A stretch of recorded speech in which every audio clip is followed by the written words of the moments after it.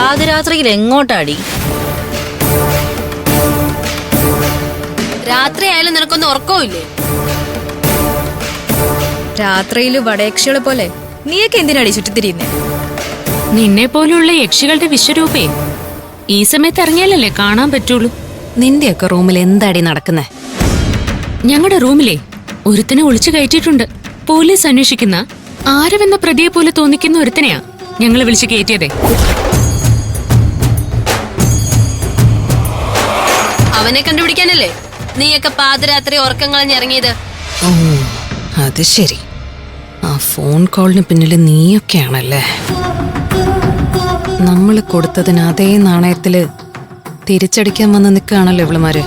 അതേടി, തിരിച്ചടിക്കാൻ തന്നെയാ വന്നത്. ഞങ്ങളുടെ കിരണിനെ കിടത്തിയിട്ട് നീയൊക്കെ ഇതിനകത്ത് വിലസി നടക്കാന്ന് കരുതിയോ? അവൾക്ക് പകരം എന്നെ അടിച്ചു കിടത്താനാണോ നീയൊക്കെ വന്നത്? അതിന് നീയൊന്നും വളർന്നിട്ടില്ലടി. നീയൊക്കെ ഞങ്ങളെ എന്തോ ചെയ്യാൻ വന്നതാ? എന്താടി എന്താ?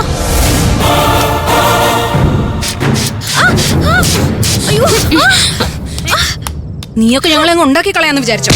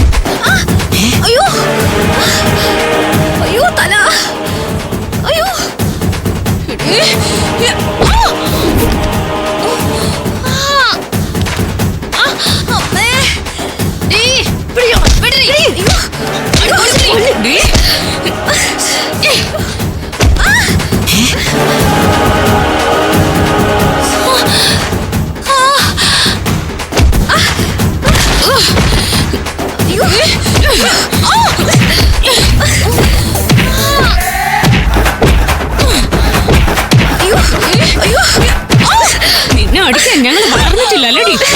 വളർച്ച മനസ്സിലായില്ലേടി ഞങ്ങളെ? ഇതുപോലെ ലേഡി ഞങ്ങളുടെ കിരണ നീ ചവിട്ടി കൂട്ടിയത്. പിടിച്ചോ വാടി, വാ പോവാം.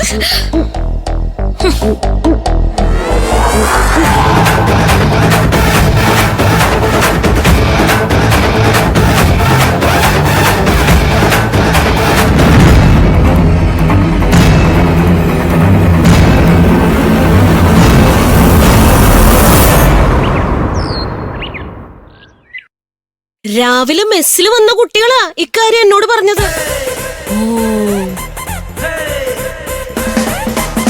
അലീനേനെയും മിന്റുവിനെയും ഗോസ്റ്റ് അടിച്ച് അവശരാക്കിന്ന് കേട്ടപ്പോ എന്റെ കണ്ണു തള്ളിപ്പോയി.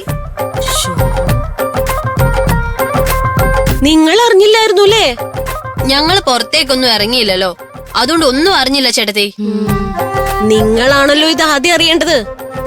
അതുകൊണ്ടാ ഞാൻ ഇങ്ങോട്ട് വന്നത്. കിരണിന് സംഭവിച്ചതുപോലെ തന്നെയാ അലീനയ്ക്കും മിന്റുവിനും സംഭവിച്ചത്.